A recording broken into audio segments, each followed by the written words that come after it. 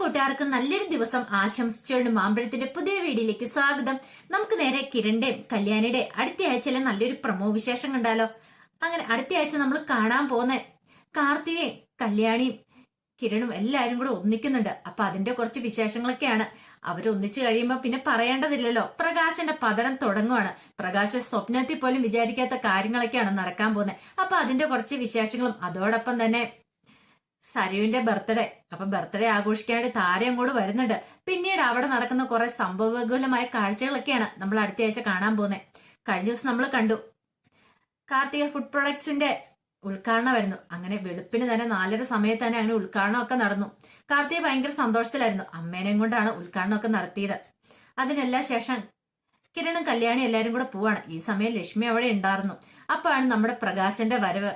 പ്രകാശൻ ഇങ്ങനെ താഴെ വന്നിട്ട് അങ്ങോട്ട് അകത്തേക്ക് കയറി പോകാൻ നേരത്ത് അവിടെ നോക്കുവാണ്. കാർത്തിക ഫുഡ് പ്രോഡക്ട്സ് എന്ന് എഴുതിയേക്കുന്ന കണ്ടപ്പോ പ്രകാശൻ കൊള്ളാം, സൂപ്പർ ആയിട്ടുണ്ട്. ഇനി കണ്ടു, ഇനി അധികം വൈകാതെ തന്നെ ഈ കമ്പനിയുടെ MD ആകാൻ പോകുന്ന തന്റെ മകനായിരിക്കും. തന്റെ മകനെ കൊണ്ട് താൻ ഇവളെ കല്യാണം കഴിപ്പിക്കും. അങ്ങനെ തങ്ങള് നന്ന അടിപൊളിയായിട്ട് ജീവിക്കും. ആ കല്യാണിയുടെയും കിരണിന്റെ ഒക്കെ മുന്നില് തലയുയർത്തി പിടിച്ച് നടക്കും. തന്റെ മകനൊരു രാജകുമാരനെ പോലെ നടക്കും.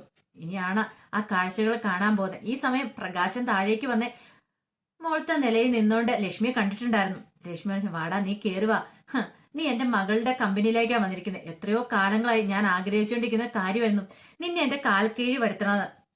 അതിനു വേണ്ടിയിട്ട് എന്റെ മകളായിട്ട് എനിക്ക് അവസരം ഉണ്ടാക്കി തന്നു. ഇനി നിന്നെ വെറുതെ വിടാൻ പോകുന്നില്ലടാ. നീ സന്തോഷിക്കുക, സന്തോഷത്തിന്റെ ഏറ്റവും ഉന്നതിയിലെത്ത്. അങ്ങനെ എത്തുമ്പോൾ ആ വീഴുന്ന വീഴ്ചയ്ക്കായിരിക്കും ആഹ്ലാദം കൂടുതൽ. കാരണം നീ എത്രമാത്രം സന്തോഷിക്കാവോ അത്രയും കൂടുതൽ നീ സന്തോഷിക്കണം. ഈ സമയം ഇതൊന്നും അറിയത്തില്ലാതെ പ്രകാശൻ എങ്ങനെ നിൽക്കുക. കൊള്ള സൂപ്പർ കമ്പനിയാ. ഇത്രയും വലിയൊരു കമ്പനി ഇവിടെ ഉയർത്തണമെങ്കിൽ കോടികളുടെ ആസ്തി കാണും ഇവൾക്ക്. കുഴപ്പമില്ല, തന്നെ ഇപ്പൊ അച്ഛാന്നൊക്കെയാ വിളിക്കണേ. അതുകൊണ്ട് വലിയ പ്രശ്നങ്ങളൊന്നുമില്ല. തന്നെ അച്ഛനായിട്ട് കാണുന്ന സ്ഥിതിക്ക് താൻ എന്ത് പറഞ്ഞാലും അവൾ ഇനി അനുസരിച്ചോളും. പതുക്കെ പതുക്കെ വേണം ഓരോ കാര്യങ്ങളൊക്കെ അവളുടെ മുന്നേ അവതരിപ്പിക്കാനായിട്ട്. വിക്രത്തിനെ പുറത്തു കൊണ്ടുവരണം. പിന്നീടാണ് താൻ ഉദ്ദേശിച്ച പോലെ കാര്യങ്ങളൊക്കെ നടക്കണം എന്ന് മനസ്സിൽ വിചാരിച്ചുകൊണ്ട് പ്രകാശൻ അങ്ങോട്ട് അകത്തേക്ക് കയറി ചെല്ലുവാണ്. ഈ സമയത്ത് കാർത്തികയുടെ വക്കീലും സംസാരിച്ചുകൊണ്ടിരിക്കുവായിരുന്നു. അപ്പൊ പ്രകാശനെ ആ അച്ഛ വാന്ന് പറയുന്നത് എങ്ങനെയുണ്ട്, കമ്പനിയൊക്കെ ഇഷ്ടപ്പെട്ടോന്ന് ചോദിക്കണം. കമ്പനിയൊക്കെ ഇഷ്ടപ്പെട്ടു മോളെ, നല്ല സൂപ്പർ ആയിട്ടുണ്ട്. ഡിസൈനിങ് ഒക്കെ നല്ല ആയിട്ടുണ്ടെന്ന് പറയാം. ഇതാരാ ഇന്ത്യൻ ഡിസൈൻ ചെയ്തെന്നറിയോ? അല്ല അറിയില്ല മോളെ. അത് ആർട്സ് കൺസ്ട്രക്ഷൻ കേട്ടിട്ടുണ്ടോ? അതിനകത്ത് കല്യാണി. അത് കേട്ടതും പ്രകാശിന്റെ മുഖം ഒന്ന് മാറി. അവളാണ് ചെയ്തേ? എന്താ അച്ഛാ അങ്ങനെ ചോദിച്ചേ? ഒന്നുമില്ല. പെട്ടെന്ന് കാർത്തിക്ക് കാര്യം മനസ്സിലായി. പ്രകാശിന്റെ മുഖം മാറിയ കാര്യം എന്താന്ന്. ഈ സമയത്ത് വക്കീൽ വന്നു. എന്നാ ശരി, ഞാൻ അങ്ങോട്ട് ഇറങ്ങട്ടെ എന്ന് പറഞ്ഞ് അങ്ങോട്ട് പോവാണ്. പിന്നീട് അല്ല അമ്മൂമ്മേനെ കൂടെ കൂട്ടിക്കൊണ്ട് വരാൻ വരാമെന്ന് ചോദിക്കുവാണ്. അമ്മ ഇപ്പൊ വരുന്നില്ല എന്ന് പറഞ്ഞു. അമ്മ പിന്നെ വന്ന് കണ്ടോളൂ എന്ന് പറയാം. എന്നാലും എനിക്ക് അമ്മൂമ്മനെ കാണിക്കാൻ അങ്ങോട്ട് ആഗ്രഹം ഉണ്ടായിരുന്നു. കമ്പനിയൊക്കെ ഒരു പ്രായമായ ആളല്ലേ. അപ്പം അച്ഛൻ വന്നു കഴിഞ്ഞപ്പോ അമ്മൂമ്മേനെ കൂടെ കൂട്ടിക്കൊണ്ട് വരണ്ടായിരുന്നു പറയാം. അത് പിന്നീട് കൊണ്ടുവന്ന് കാണിക്കാൻ മോളേന്ന് പറയാണ്. പിന്നീട് പ്രകാശൻ അവിടെ എല്ലാം നടന്ന് കാണുവാണ്. അല്ല ഇവിടെ എന്താ ഫുഡ് ഐറ്റംസ് ഒക്കെ ആണോ എന്ന് ചോദിക്കണം. അതെ, ഫുഡ് ഐറ്റംസ് ഒക്കെയാന്ന് പറയണേ. എനിക്ക് ഫുഡിനോട് പണ്ടേ ചെറുതിലേ മുതൽ നല്ല താല്പര്യമുണ്ട്. ഇങ്ങനെ പുതിയ ഐറ്റംസ് ഒക്കെ ഉണ്ടാക്കാനൊക്കെ ആയിട്ട്. അങ്ങനെ വലുതായി കഴിയുമ്പോൾ എന്റെ ആ ആഗ്രഹം ഞാനങ്ങ് സാധിച്ചെന്ന് പറയാം. ഈ സമയം പ്രകാശം പറഞ്ഞു, എന്റെ അമ്മ നല്ല രീതിയിൽ ഫുഡ് ഉണ്ടാക്കുമെന്ന് പറയാം. ആണോ? ആഹാ കൊള്ളാല. അന്ന് അമ്മൂമ്മനെ കൊണ്ട് ഒരു ദിവസം ഫുഡ് ഉണ്ടാക്കണമെന്ന് പറയാം. അതെ, അമ്മൂമ്മ ഉണ്ടാക്കിയ നല്ല ടേസ്റ്റാ മോളേന്ന് പറയാം. പിന്നീട് ശരി അന്നെങ്കിൽ അച്ഛൻ ഇവിടെ ഇരിക്കുക, ഞാനിപ്പോ വരാമെന്നും പറഞ്ഞ് അകത്തേക്ക് അങ്ങോട്ട് കയറി പോവാണ്. ഈ സമയത്ത് ലക്ഷ്മി അകത്തുണ്ട്. അവൻ വന്നില്ലേന്ന് ചോദിക്കുകയാണ്. അതേമേ അയാൾ വന്നിട്ടുണ്ടെന്ന് പറയണം. അയാൾ വന്നെല്ലാം കണ്ടു പഠിക്കട്ടെ. കുറെ വർഷങ്ങൾക്ക് മുമ്പ് ഓടയിൽ ഉപേക്ഷിച്ചിട്ട് പോയ മകളാണ് അവൾ. ഈ നിലയിൽ എത്തുന്ന അയാൾ ഒരിക്കലും സ്വപ്നത്തിൽ പോലും വിചാരിച്ച് കാണില്ല. ഒരു കാരണവശാലും ഇപ്പൊ അറിയരുത്. ഇല്ലമ്മേ, അയാൾ അറിയില്ല. അമ്മയുടെ കാൽച്ചോട്ടി കൊണ്ട് നിട്ട് തരും ഞാൻ അയാളെ. അമ്മയ്ക്ക് അയാളെ വലിച്ചു കയറാൻ പാകത്തിന്. അന്ന് അയാളെ സത്യങ്ങളൊക്കെ അറിയാൻ പാടുള്ളൂ. ഇപ്പോഴയാൾ ഒരിക്കലും സത്യങ്ങളൊന്നും അറിയത്തില്ല. അയാളെ ഞാൻ ഇങ്ങനെ പൊക്കി പൊക്കി അങ്ങോട്ട് കൊണ്ടുപോകും. അവസാനം താഴേക്ക് ഇടുള്ളൂ. ഇനി അവൻ ഒരു മകനും കൂടെ ഉണ്ടല്ലോ, അവനെയും കൂടെ എനിക്ക് പുറത്തിറക്കണം. എന്നാൽ മാത്രം എന്റെ പ്ലാനും പദ്ധതികളും നടപ്പിലാവുള്ളൂ എന്ന് പറയണം. എല്ലാം മോളുടെ ഇഷ്ടം പോലെ. എന്തിനും ഏതിനും ഈ അമ്മ ഒപ്പം ഉണ്ടാവും എന്ന് പറയാം. എന്റെ എല്ലാ അനുഗ്രഹവും മോളോടൊപ്പം ഉണ്ടാവും. അതെ, എനിക്കിന്ന് വീട്ടിലേക്ക് തിരിച്ചു പോകണം, ചെന്നൈയിലേക്ക്. അതറിയാം അമ്മേ. അമ്മ പൊക്കോ, ധൈര്യമായിട്ട് പൊക്കോ. അമ്മയ്ക്ക് എപ്പോ വേണേലും ഇങ്ങോട്ട് വരികയും ചെയ്യാം. അത് മാത്രമല്ല, ഞാൻ വിളിക്കുന്നുണ്ട് അമ്മേനെ ഒരു ദിവസം ആ കാഴ്ച കാണാൻ വേണ്ടിയിട്ട്. അങ്ങനെ ആ കാഴ്ച കാണാൻ വേണ്ടി വിളിക്കുന്ന ദിവസം മാത്രം അമ്മ ഇനി വന്ന് അയാളെ കണ്ടാൽ മതി. അന്നായിരിക്കും അയാളുടെ തകർച്ചയുടെ ഏറ്റവും അവസാനത്തെ ദിവസം എന്ന് പറയാം. ശരി മകളെന്ന് പറയാണ്. പിന്നീട് കല്യാണിയും കിരണും കാർത്തികനെ കൂടി സംസാരിച്ചുകൊണ്ടിരിക്കുവായിരുന്നു. കാരണം കിരണിന് അത്ഭുതമായിരുന്നു. കാരണം ഇത്രയും ചെറിയ പ്രായത്തിൽ തന്നെ ഇത്രയും വലിയൊരു കമ്പനി പടുത്തു ഉയർത്തിക്കൊണ്ട് വരുവാന്ന് പറഞ്ഞാൽ അത് നിസ്സാര കാര്യമൊന്നുമില്ല. കല്യാണി പറഞ്ഞ നല്ല കഴിവുള്ള കാർത്തിക്, അതുകൊണ്ടാണല്ലോ വിവാഹം പോലും കഴിച്ചിട്ടില്ല. എന്നാലും എന്തായിരിക്കും വിവാഹം കഴിക്കാത്തതെന്ന് കിരൺ ചോദിക്കുന്നത്. അതെന്താണെന്നറിയില്ല, എന്തേലും കാരണം കാണുമായിരിക്കും. ആ അമ്മ പറഞ്ഞു കേട്ടില്ലേ, വിവാഹം പോലും വേണ്ടാന്ന് വെച്ച കമ്പനി അത്രമാത്രം ഉയർത്തിക്കൊണ്ട് വന്ന കാർത്തിക ഒറ്റ കഴിവുകൊണ്ടാണ് സമ്മതിച്ചു കൊടുത്തിരിക്കുന്നു എന്നൊക്കെ പറഞ്ഞുകൊണ്ടിരിക്കുന്ന സമയത്താണ് കോളിംഗ് ബെൽ അടിച്ച. ആരായിരിക്കുമ്പോൾ ഈ സമയത്ത് എന്നോർത്ത് കല്യാണി പോയി കഥ തുറക്കാണ്. നോക്കുമ്പോ കാർത്തികനെ കണ്ട് കല്യാണിക്ക് ഭയങ്കര അത്ഭുതമായിരുന്നു. കാർത്തികോ? ഒട്ടും പ്രതീക്ഷയില്ല കേട്ടോ. ഇപ്പൊ ഞാനും കിരണേട്ടനും കാർത്തികയുടെ കാര്യം പറഞ്ഞുകൊണ്ടിരിക്കുന്നു. അല്ല, വീട് എങ്ങനെയാ മനസ്സിലായെന്ന് ചോദിക്കുകയാണ്. അതിനല്ലേ എന്റെ കൂടെ ഒരാളല്ലേ ഉള്ളതെന്ന് ചോദിക്കുകയാണ്. നോക്കിയപ്പോ കാദംബരി. ആഹാ, അപ്പൊ രണ്ടുപേരും കൂടെ ഒത്താണ്ടുള്ള പ്ലാൻ ആയിരുന്നല്ലേ. കാർത്തിക എന്നെ വിളിച്ചിട്ട് പറഞ്ഞു, അതെ ഇങ്ങോട്ട് വരണോന്ന് പറഞ്ഞു. അപ്പൊ അതുകൊണ്ട് വീടും അറിയത്തില്ല. അപ്പൊ അതുകൊണ്ട് ഞാനും കൂടെ ഇങ്ങോട്ട് പോന്നു. കല്യാണിനെ അമ്മേനെയൊക്കെ കാണാലോ, അതുകൊണ്ടാ ഞാൻ ഇങ്ങോട്ട് വന്നേന്ന് പറയാണ്. പെട്ടെന്ന് കല്യാണി പറഞ്ഞു വാന്ന് പറയാണ്. അകത്തേക്ക് ക്ഷണിക്കുക. അങ്ങനെ കിരണും അങ്ങോട്ട് ഇറങ്ങി വന്നു. ദീപയും കൂടെ അങ്ങോട്ട് വന്നു. ഈ സമയത്ത് ദീപ വെച്ചു, ഇതാരാ മോളേന്ന് ചോദിക്കാണ്. അമ്മ ഞാൻ പറയാറില്ലേ, കാർത്തിക. ഓ മനസ്സിലായി, ഇപ്പൊ മനസ്സിലായി. എപ്പൊ നോക്കിയാലും കല്യാണി മോൾക്ക് ഇപ്പൊ കാർത്തികയുടെ കാര്യം പറയാനായിട്ട് സമയമുള്ളെന്ന് പറയും. ആന്തമ്മ അങ്ങനെ അത് പറയാൻ കാരണം മറ്റൊന്നുമല്ല, ഇത്ര ചെറിയ പ്രായത്തിൽ ഇത്ര വലിയ കമ്പനിയൊക്കെ ഉയർത്തിക്കൊണ്ട് വന്നതല്ലേ, അപ്പം നിസാരക്കാരിയൊന്നും അല്ലല്ലോ. അതുകൊണ്ട് പറഞ്ഞ എന്റെ കല്യാണി മോളെ പോലെ തന്നെ കഠിനാധ്വാനി അത് മനസ്സിലായി എന്ന് പറയാം. ഈ സമയത്ത് പിന്നെ പറഞ്ഞു, അതെ ഞാൻ ചായ എടുത്തോണ്ട് വരാമെന്നും പറഞ്ഞുകൊണ്ട് ദീപ അകത്തേക്ക് പോകാൻ തുടങ്ങുക. വേണ്ടമ്മേ, ഇപ്പൊ എനിക്ക് ചായ ഒന്നും വേണ്ട. കല്യാണി പറഞ്ഞു, അതെന്താ ചായ വേണ്ടാത്ത? ഞാൻ ചായ കുടിച്ചിട്ടാ പോന്നെ. അതൊന്നും പറഞ്ഞിട്ട് കാര്യമില്ല, ഇനിയിപ്പൊ ചായ ആക്കണ്ട, നന്നായിട്ട് ഫുഡൊക്കെ കഴിച്ചിട്ട് പോയാൽ മതി. ആദ്യമായിട്ട് ഈ വീട്ടിലേക്ക് വരുന്നതല്ലേ. ദീപ പറഞ്ഞു, ശരിയാ, ആദ്യമായിട്ട് വീട്ടിലേക്ക് വന്നപ്പോ എന്തായാലും നല്ല രീതിയിൽ സൽക്കരിക്കാതെ വിടാൻ പറ്റുമോന്ന് ചോദിക്കുക. അതെ അമ്മ ഇവിടെ ഇരിക്കുക, നമുക്ക് കുറച്ചു നേരമൊക്കെ സംസാരിച്ച്, ഞാൻ പെട്ടെന്നൊന്നും പോകാൻ പോകുന്നില്ല, കുറെ സമയം കഴിഞ്ഞ് സംസാരിച്ചിട്ടൊക്കെയാ പോകുന്നുള്ളതെന്ന് പറയാണ്.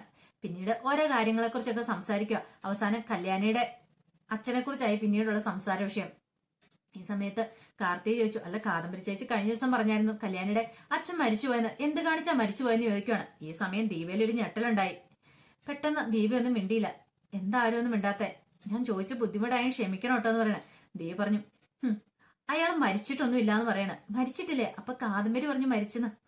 അത് മരിച്ച പോലെ തന്നെ ഇപ്പൊ ഞങ്ങളുടെ മനസ്സിലായ അയാള്. കാരണം ഞങ്ങൾ ഒരിക്കലും കാണാൻ ഇഷ്ടപ്പെടാത്ത അയാളെ, കാരണം അയാൾക്ക് അത്രയ്ക്ക് ദുഷ്ടനാ മോളെ. ഒരിക്കലും നമ്മൾ പ്രതീക്ഷിക്കുന്ന പോലെ അല്ല. സ്വപ്നത്തിൽ പോലും വിചാരിക്കാൻ പറ്റാത്ത കാര്യങ്ങൾ അയാൾ ചെയ്തു കൂട്ടിയത് അറിയാവോ? എന്റെ കല്യാണി മോള് വയറ്റിലുണ്ടായിരുന്ന സമയത്ത് അയാൾ കൊല്ലാൻ നോക്കി. എന്തിനാ? പെൺകുട്ടികൾ എന്ന് പറഞ്ഞിട്ടുണ്ടെങ്കിൽ അയാൾക്ക് ഇഷ്ടമില്ലാത്ത പെൺകുട്ടികളെ അയാൾക്ക് ഇഷ്ടമില്ല. ആകെ ഇഷ്ടമുള്ള ആൺകുട്ടികളെ മാത്രമാ. 3 മക്കളെ എനിക്കുള്ള, 2 പെണ്ണും ഒരാണും. ആൺകുട്ടി ഉണ്ടായി കഴിഞ്ഞപ്പോ അവനെ രാജകുമാരനെ പോലെ നോക്കുമെന്നും പറഞ്ഞുകൊണ്ട് അവനെ മാത്രം സ്നേഹിച്ച എന്റെ ഭർത്താവ് എന്റെ പെൺമക്കളെ അയാൾ ശരിക്കും ഉപേക്ഷിച്ച പോലെയായിരുന്നു. പക്ഷെ എന്റെ കല്യാണി മോള് പെണ്ണാന്ന് അറിഞ്ഞു കഴിഞ്ഞപ്പം അവൾക്ക് വിഷം കൊടുത്ത് അവളെ ഇല്ലാതാക്കാൻ നോക്കി. അങ്ങനെ അവളുടെ സംസാരശേഷി പോലും നഷ്ടപ്പെട്ടു പോയതാ. ഇതെല്ലാം പറയുമ്പം ദീപയുടെ കണ്ട വിടറുന്നുണ്ടായിരുന്നു. പെട്ടെന്ന് സോറി കേട്ടോ, എനിക്കിതൊന്നും അറിയത്തില്ലായിരുന്നു. അന്ന് കാദംബരി പറഞ്ഞപ്പോ ഞാൻ ഓർത്ത് മരിച്ചു പോയെന്നാ കരുതിയിരുന്നേ. കാർത്തേക്കെല്ലാം അറിയാം, പക്ഷെ ഇവരുടെ വായിന്ന് തന്നെ ഇതൊക്കെ കേൾക്കണം. അതിനു വേണ്ടിയിട്ടാണ് ഇങ്ങനെ ചോദിച്ചുകൊണ്ടിരിക്കണേ. മോളെ ഇനിയിപ്പൊ അതൊന്നും പറഞ്ഞിട്ട് കാര്യമില്ല. പക്ഷെങ്കിൽ എന്നെ മോളെ അത്ര ക്രൂരമായിട്ട് വേദനിപ്പിച്ചാലും അയാളിപ്പോ എങ്ങനെ കഴിയുന്നു, ഞങ്ങൾ എങ്ങനെ കഴിയുന്നു? അയാൾക്ക് ഇന്നും എവിടെയെങ്കിലും ജോലിക്ക് പോകണം. പക്ഷെ ഞാനോ എന്റെ മക്കളും അങ്ങനെയല്ല. കാരണം കല്യാണിക്ക് നല്ലൊരു സ്ഥിതി ഉണ്ടായി കഴിഞ്ഞപ്പോ കല്യാണി എന്നെ ഇങ്ങോട്ട് കൂട്ടിക്കൊണ്ടു വന്നു. അയാളും അയാളുടെ അമ്മയും എന്റെ ഒരു മകനും കൂടെ വേറെ താമസിക്കുന്നത്. മകനിപ്പൊ വീട്ടിലില്ല കേട്ടോ, അവൻ ജയിലില്ല. അതെന്ത് പറ്റി? അവൻ കാണിക്കാത്ത കൊള്ളരുതായ്മകളൊന്നുമില്ല. അവൻ പിടിച്ചുപറി എന്ന് വേണ്ട സർവ്വ പരിപാടികളുണ്ട്. ഒരു വീട്ടിൽ കയറി മോഷണിക്കാൻ ശ്രമിക്കുന്നതിടയില് അവിടെയുള്ള ആളെ തലക്കടിച്ചു. അത് മാത്രമല്ല, കിരണിന്റെ പെങ്ങളുടെ വീട്ടിലാ മോഷ്ടിക്കാൻ കയറിയത്. അങ്ങനെ സോണിമോളെ കുറിച്ചുള്ള കാര്യങ്ങളെല്ലാം പറയാണ്. എല്ലാം കേട്ട് കഴിഞ്ഞപ്പോഴത്തേനും കാർത്തി പറഞ്ഞു, ഇത്രയ്ക്ക് ദുഷ്ടനായിരുന്നോ? ഞാൻ സ്വപ്നത്തിൽ പോലും പ്രതീക്ഷിച്ചില്ല കേട്ടോ എന്ന് പറയണ. കല്യാണം ഇനിയിപ്പൊ അതിനെക്കുറിച്ചൊന്നും പറഞ്ഞിട്ട് കാര്യമില്ല. ദേവി പറഞ്ഞു, അങ്ങനത്തെ ഒരു ദുഷ്ടനെ കുറിച്ച് ഒരിക്കലും പോലും എന്റെ മക്കൾ ചിന്തിക്കാൻ പോലും കൂട്ടാക്കുന്നില്ല. അതുകൊണ്ടാ കാദംബരിയാന്ന് അങ്ങനെ പറഞ്ഞേ. അച്ഛൻ മരിച്ചുവെന്നെ. എനിക്കിതൊന്നും അറിയത്തില്ലാത്തതുകൊണ്ട് ഞാൻ ചോദിച്ചേട്ടോ, ഇനി ഞാൻ ചോദിക്കത്തില്ല എന്ന് പറയാ. എല്ലാവരുടെ മുഖം പെട്ടെന്ന് മാറിയിരിക്കുന്ന കാർത്തി, ഇനി ആ വിഷയമൊക്കെ വിട്, എനിക്ക് അതൊന്നും ഒരു കുഴപ്പമുള്ള കാര്യമില്ല. അല്ല കാർത്തികയുടെ കാര്യങ്ങളൊന്നും പറഞ്ഞിട്ടില്ലോ എന്ന് പറയാം. കാർത്തി പറഞ്ഞു, അച്ഛൻ ഞങ്ങളെ ചെറുപ്പത്തെ ഉപേക്ഷിച്ചിട്ട് പോയതാ. പിന്നെ ഞാനും എന്റെ അമ്മയായിരുന്നു. അങ്ങനെ അമ്മയുടെ കഷ്ടപ്പാടുകൾ കണ്ടാ ഞാൻ വളർന്നു വന്നേ. അങ്ങനെ ഇവിടം വരെ എനിക്ക് എത്തി. അതിന്റെ ഇടയ്ക്ക് വിവാഹം, അതിനെക്കുറിച്ചൊന്നും ചിന്തിച്ചില്ല. എങ്ങനെ നല്ല രീതിയിൽ എത്രയെന്ന് മാത്രം ആഗ്രഹം ഉണ്ടായിരുന്നുള്ളൂ. ഈ സമയം കല്യാണി ചോദിച്ചു, അല്ല അച്ഛൻ ഉപേക്ഷിച്ചു പോയിട്ട് പിന്നീട് അച്ഛൻ വരുവോ മറ്റോ ചെയ്തോ? ഇല്ല, പിന്നീട് വരുവൊന്നും ചെയ്തിട്ടില്ല. ഈ പറയുന്ന പോലെ തന്നെയായിരുന്നു. അച്ഛനും ആണെങ്കിൽ പെൺകുട്ടികളെന്ന് ഒട്ടും ഇഷ്ടമില്ല, കണ്ണെടുത്താൽ കാണത്തില്ലായിരുന്നു. ഇത് കേട്ടപ്പോ കല്യാണിന്റെ ഉള്ളിൽ വല്ലാത്തൊരു നൊമ്പരം ഉണ്ടായി. അതുകൊണ്ട് പെണ്ണാന്ന് അറിഞ്ഞു കഴിഞ്ഞപ്പോ തന്നെ എന്നെ എന്റെ അമ്മേനെ ഉപേക്ഷിച്ചിട്ട് പോന്നു കളഞ്ഞ, എന്നെ ഒരോടെ കൊണ്ട് തള്ളിയിട്ട് പോയതാ. ഇതെല്ലാം കേട്ടപ്പോ കല്യാണിക്കും വല്ലാത്തൊരു അത്ഭുതമൊക്കെ ആയിരുന്നു തോന്നിയത്. അപ്പൊ തന്നെപ്പോലെ തന്നെ എത്രമാത്രം വേദനകൾ അനുഭവിച്ചാണ് കാർത്തിക ജീവിച്ചു വന്നെന്നുള്ള സത്യം കല്യാണി അറിയുമായിരുന്നു. പിന്നീട് കാർത്തിക് പോകാനായിട്ട് ഇറങ്ങണം. അങ്ങനെ യാത്ര പറഞ്ഞ് ഇറങ്ങാൻ സമയത്ത് കല്യാണി പറഞ്ഞു, എന്തെങ്കിലും ആവശ്യം ഉണ്ടെങ്കിൽ വിളിച്ചാൽ മതി കേട്ടോ എന്ന് പറഞ്ഞേ. അതൊന്നും കുഴപ്പമില്ല, എപ്പോ വേണമെങ്കിലും കാർത്തിക് ഇങ്ങോട്ട് വരാട്ടോ, സ്വന്തം വീട് പോലെ എന്ന് പറയണേ. കാർത്തിക് പറഞ്ഞു, ഞാൻ വരും, കാരണം എനിക്ക് ഫുഡൊക്കെ ഭയങ്കര ഇഷ്ടപ്പെട്ടു, അമ്മ ഉണ്ടാക്കുന്ന നല്ല ടേസ്റ്റി ഫുഡാന്ന് പറയണം. ഈ സമയം കാദംബരി അമ്മ മാത്രല്ല കല്യാണിയും ഞങ്ങൾ എല്ലാവരും ഫുഡ് ഉണ്ടാക്കുമെന്ന് പറയാം. കല്യാണി നല്ല ടേസ്റ്റ് ആയിട്ട് ഫുഡ് ഉണ്ടാക്കും എന്ന് പറയാം. കൊള്ളാം, എനിക്ക് ഇഷ്ടപ്പെട്ടു കേട്ടോ. എന്റെ അമ്മ എങ്ങനെ വീട്ടിൽ ഫുഡ് ഉണ്ടാക്കുന്നത്, നല്ല ടേസ്റ്റി ആയിട്ട് എന്റെ അമ്മ ഉണ്ടാക്കും. ഒരു ദിവസം നിങ്ങളെ എല്ലാവരും ഞാൻ അങ്ങോട്ട് വിളിക്കുന്നുണ്ട്, എല്ലാവരും ഒരു ദിവസം അങ്ങോട്ട് വരണം എന്ന് പറയാം. നമുക്ക് എല്ലാവർക്കും കൂടെ ഒന്ന് ആഘോഷിക്കണം. അതിനെന്താ, ഞങ്ങൾ വരാന്ന് പറയാണ്. പിന്നീട് കാർത്തിക പോവാണ്. പിന്നീട് കാണിക്കുന്ന സരുവിന്റെ പിറന്നാളാണ്. അങ്ങനെ പിറന്നാൾ ദിനത്തിൽ സരു രാവിലെ തന്നെ എഴുന്നേറ്റു. ഈ സമയം ശാരി അങ്ങോട്ട് ഇല്ലുന്നുണ്ട്. ശാരി എന്നിട്ട് മോളെ അമ്പലത്തിൽ പോകണ്ടേന്ന് ചോദിക്കണം. പോണെന്ന് പറയാം. അല്ല മോൻ എന്തെന്ന് ചോദിക്കണം. മനുവേട്ടൻ എഴുന്നേറ്റില്ല, ഉറങ്ങും അമ്മയെന്ന് പറയണം. എന്നാ അവൻ കിടന്ന് ഉറങ്ങിക്കോട്ടെ, നമുക്ക് പോയിട്ട് വരാന്ന് പറയണം. ശരി അമ്മയെന്നും പറഞ്ഞുകൊണ്ട് രണ്ടുപേരും കൂടെ രാവിലെ ക്ഷേത്രത്തിലേക്ക് പോവാണ്. ക്ഷേത്രത്തിലേക്ക് പോകാൻ ഇറങ്ങുമ്പോഴാണ് വഴിക്ക് വെച്ച് താരേനെ കാണുന്നത്. താരയെ കണ്ടതും സരുവിന്റെ മുഖം അങ്ങോട്ട് മാറി. സരു വന്നതേ അവര് വരുന്നുണ്ട്. ആ സ്ത്രീയെ കണ്ടിട്ടുണ്ട്, അന്നത്തെ ദിവസം ഇനി പോയതാ. എന്റെ പൊന്നെ, ഇനി ക്ഷേത്രത്തിലേക്ക് പോയിട്ട് കാര്യമുണ്ടെന്ന് തോന്നില്ല. പെട്ടെന്ന് ശാരി പറഞ്ഞു, അവരതിലൂടെ പോട്ടെ മോളെ, മോൾ എന്തിനാ മൈൻഡ് ചെയ്യാൻ പോകുന്നേ, മോള് മൈൻഡ് ചെയ്യണ്ട, വാ നമുക്ക് പോയിട്ട് വരാന്നും പറഞ്ഞുകൊണ്ട് സരുവിനെയും വിളിച്ചോണ്ടങ്ങ് പോണേ. ഈ സമയത്ത് ശാരിയുടെ ഉള്ളിൽ വല്ലാത്തൊരു ആദ്യമുണ്ട്. കാരണം ശാരിക്കറിയാം ഇന്ന് പിറന്നാളാണ് സരുവിന്റെ അറിഞ്ഞുകൊണ്ടുള്ള വരവാന്ന് തോന്നിയത്. താര നേരെ വന്ന കല്യാണിന്റെ അടുത്തേക്കായിരുന്നു വരുന്നത്. ആ പാട് ടെൻഷനോട് കൂടിയാണ് ശാരി സരുവിനെയും കൂട്ടി ക്ഷേത്രത്തിലേക്ക് പോകുന്നത്. അങ്ങനെ അവിടെ ചെന്ന് ക്ഷേത്രത്തിൽ ഒരേ ഒരു പ്രാർത്ഥന ഉണ്ടായിരുന്നുള്ളൂ, എന്റെ ഭഗവാനെ താര ഒരു അവകാശം പറഞ്ഞുകൊണ്ട് വരില്ല, എനിക്ക് എന്റെ സരിയുമോളെ വേണം, എനിക്ക് വിട്ടുകൊടുക്കാൻ പറ്റില്ല, അതുകൊണ്ട് മാത്രം എനിക്ക് എന്ത് ചെയ്യണമെന്ന് അറിയത്തില്ല, നീ ആയിട്ടൊരു വഴി കാണിച്ചാണെന്ന് പറഞ്ഞ് പ്രാർത്ഥിച്ചിട്ടാ തിരിച്ചു വരുന്നത്. ഈ സമയത്ത് താര നേരെ കല്യാണിന്റെ അടുത്തേക്ക് ചെല്ലുവാണ്. കല്യാണിന്റെ അടുത്ത് നിന്നപ്പോ കല്യാണി, എന്താ താരാന്റെ പതിവില് കുറെ നാളായാലും കണ്ടെന്ന് പറയാണ്. ഒന്നുമില്ല മോളെ, ഇന്ന് സരയുവിന്റെ പിറന്നാളാ, അതുകൊണ്ട് ഞാൻ വന്നെന്ന് പറഞ്ഞു. ആഹാ, സരയുവിന്റെ പിറന്നാളാണല്ലോ, അത് കൊള്ളാലോ. അല്ല, എനിക്ക് അവളെ ഒന്ന് കാണണമെന്നുണ്ട്. അതെങ്ങനെ, ഇപ്പൊ അങ്ങനെ കാണാൻ ചെന്നിട്ടുണ്ടെങ്കിൽ അവള് സമനില തെറ്റിയ പോലെ പെരുമാറും, അവളുടെ സ്വഭാവം അറിയാലോ. എന്നാലും കുഴപ്പമില്ല, എനിക്കാണെങ്കിൽ അകലെ നിന്നാണെങ്കിൽ അവളെ കാണുന്ന ഭയങ്കര ആഗ്രഹമുണ്ടെന്ന് പറയാം. അതെ ആന്റി വിഷമിക്കണ്ട കേട്ടോ, നമുക്ക് വഴി ഉണ്ടാക്കാം, ഒരു കാര്യം ചെയ്യാം, നമുക്ക് അങ്ങോട്ട് പോകാന്ന് പറയാ. അത് പ്രശ്നമാകുമോ മോളെ? പ്രശ്നമൊന്നും ആവില്ല, ആന്റി ധൈര്യമായിട്ടിരിക്കുക, ഞാൻ ആന്റിനെ കൊണ്ടാന്നൊക്കെ പറഞ്ഞുകൊണ്ടിരിക്കുകയാണ്. പിന്നീട് സരിയും ശാരിയും അമ്പലത്തിലൊക്കെ പോയിട്ട് വന്നു. ഭയങ്കര സന്തോഷത്തോടെ ആയിരുന്നു സരി ഇരുന്നത്. ഈ സമയം മനോഹറും വന്നിട്ട്, ആഹാ അല്ല പിറന്നാളായിട്ട് രാവിലെ എന്നെ എന്താ വിളിക്കാത്തതെന്ന് ചോദിക്കുക. രാവിലെ ഞാൻ എഴുന്നേറ്റ് മനുവേട്ടൻ നല്ല ഉറക്കമായിരുന്നു, അതുകൊണ്ടാ വിളിക്കാതിരുന്നേ എന്ന് പറയാം. അല്ല പിറന്നാളായിട്ട് ഗിഫ്റ്റ് ഒന്നും ഇല്ലേന്ന് ചോദിക്കുകയാണ്. പിന്നീട് മനോഹർ എന്ത് ചെയ്തു, സരിയെ കെട്ടിപ്പിടിച്ചൊരു ഉമ്മ കൊടുക്കുകയാണ്. ഇതിനേക്കാളും വലിയ ഗിഫ്റ്റ് എന്താ തരാനുള്ളത്, എന്നാലും മോളൂനായിട്ട് ഞാൻ വലിയ ഗിഫ്റ്റ് ഞാൻ കൊണ്ടുവന്നിട്ടുണ്ടെന്ന് പറഞ്ഞുകൊണ്ട് അലമാരിക്കകത്തുനിന്ന് ഒരു സർപ്രൈസ് ഗിഫ്റ്റ് അങ്ങോട്ട് എടുത്ത് കൊടുക്കുകയാണ്. ഇത് കണ്ടപ്പോ സരി പറഞ്ഞു, എനിക്കറിയാം മനുവേട്ടൻ എന്റെ പിറന്നാൾ മറക്കില്ലാന്ന്, എനിക്ക് വേണ്ടിയിട്ട് കരുതി വെക്കുമെന്ന് എനിക്കറിയാന്ന് പറയാം. സരി ഭയങ്കര സന്തോഷത്തിലായിരുന്നു. പിന്നീട് ചാരി വന്നിട്ട് അല്ല കേക്ക് കട്ട് ചെയ്യണ്ടേന്ന് ചോദിക്കാണ്. ഈ മനോഹർ പറഞ്ഞു, പിന്നല്ലാതെ കേക്ക് കട്ട് ചെയ്യാതിരിക്കാൻ പറ്റുമോ, വയറ്റിലൊരു കുഞ്ഞും കൂടെ ഉണ്ടെന്നൊരു ചിന്ത വേണം, ആദ്യത്തെ പിറന്നാളാണ്, ഇനിയിപ്പൊ നമ്മൾ പിറന്നാൾ ആഘോഷിക്കുന്ന മോനാണോ മോളാണോന്ന് അറിയത്തില്ല, കുഞ്ഞു പറഞ്ഞതിന് ശേഷം മാത്രമായിരിക്കും. അപ്പൊ നമ്മൾ എല്ലാവരും കൂടെ കൂടി ഒരു അടിച്ചു പൊളിച്ചൊരു ആഘോഷമായിരിക്കും നടത്താൻ പോകുന്നത്. അപ്പൊ അതിനു മുമ്പുള്ള പിറന്നാളല്ലേ എന്നും ചോദിച്ചുകൊണ്ട് മനോഹർ ഭയങ്കര സന്തോഷം അഭിനയിക്കുവാണ്. അങ്ങനെ എല്ലാരും കൂടെ കേക്ക് മുറിക്കാനായിട്ട് താഴേക്ക് വരുവാണ്.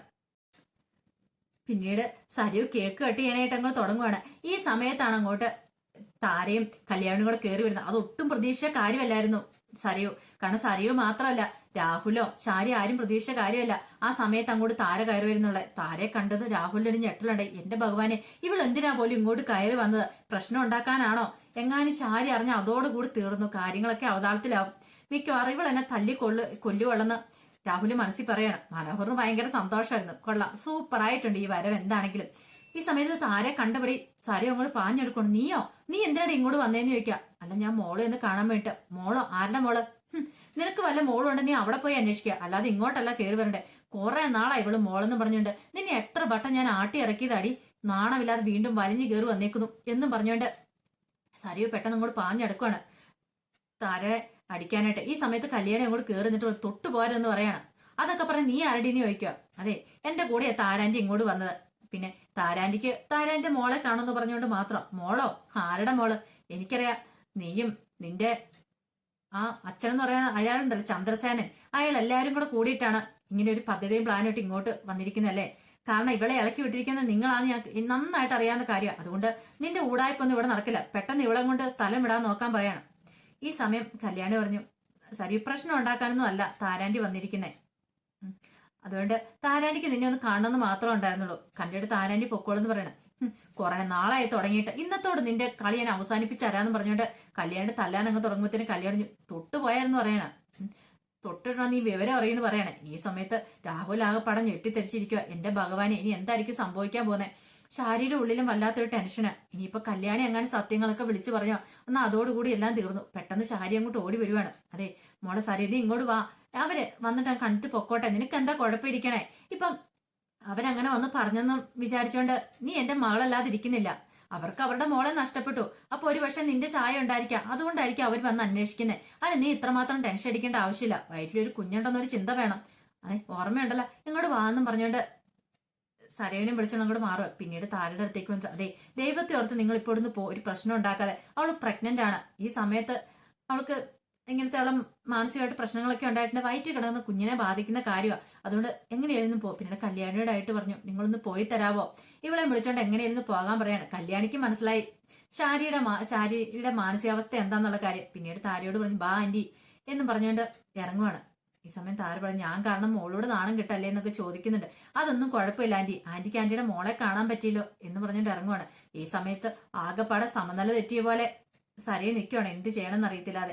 അപ്പൊ അതിന്റെ വിശേഷങ്ങളൊക്കെയാണ് ഇനി അടുത്ത ആഴ്ച കാണാൻ പോകുന്നത്. ആ വിശേഷങ്ങൾക്കായി നമുക്ക് എല്ലാവർക്കും കാത്തിരിക്കാട്ടോ. ആദ്യമായി കാണുന്നവരാണെങ്കിൽ ചാനൽ ഇഷ്ടപ്പെട്ടോ ഒന്ന് സബ്സ്ക്രൈബ് ചെയ്യാൻ മറക്കരുതേ. അതോടൊപ്പം തന്നെ കണ്ടുകൊണ്ടിരിക്കുന്ന എല്ലാവരുടെ സപ്പോർട്ടിലേക്കും തുടർന്നും പ്രതീക്ഷിച്ചുകൊണ്ട് എല്ലാവർക്കും ഒരിക്കൽ കൂടി നല്ലൊരു ദിവസം ആശംസിച്ചു നിർത്തുന്നു. നന്ദി.